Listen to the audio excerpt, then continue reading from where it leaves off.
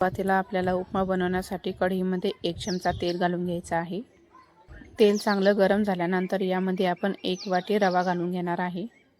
सुरुवातीला आपल्याला रवा हा मंद आचेवरती खरपूस होईल तोपर्यंत भाजून घ्यायचा आहे।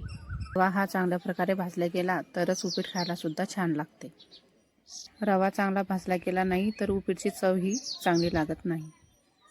तर येथे मी 2 ते 3 मिनिट रवा हा छान भाजून घेतलेला आहे। आता आपण हा रवा बाहेर काढून घेऊ। तर येथे दुसऱ्या बाजूला मी पाणी गरम करायला ठेवलेलं आहे।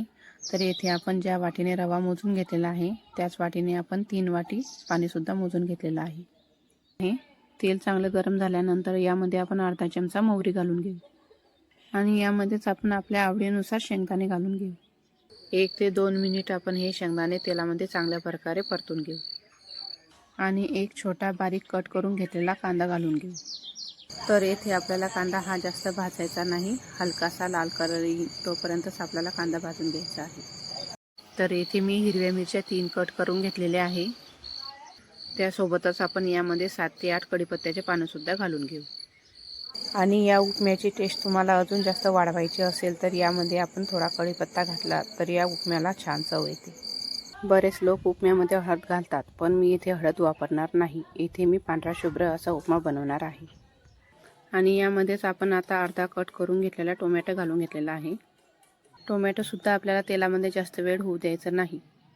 टोमॅटो सुद्धा आपल्याला तेलामध्ये जास्त परतायचा नाही, नाहीतर टोमॅटोचा कलर हा उपम्यामध्ये उतरतो आणि आपला उपमा हा थोडा लालसर दिसायला लागतो। म्हणून आपण इथे टोमॅटो हा फक्त 1 ते 2 मिनिटच परतून घेणार आहे।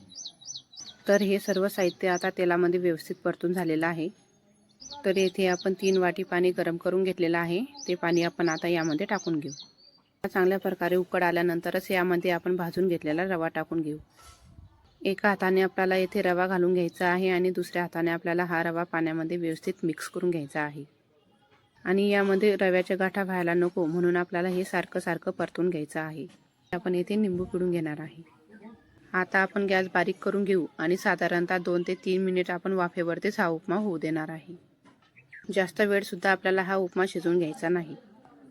आता आपण यावर बारीक कट करून घेतलेला कोथिंबीर घालून घेऊ आणि कोथिंबीर आपण उपम्यामध्ये व्यवस्थित मिक्स करून घेऊ आणि तुम्हाला उपमा जर का दाणेदार खायला आवडत असेल तर तुम्ही जाड्या रव्याचा वापर करू शकता।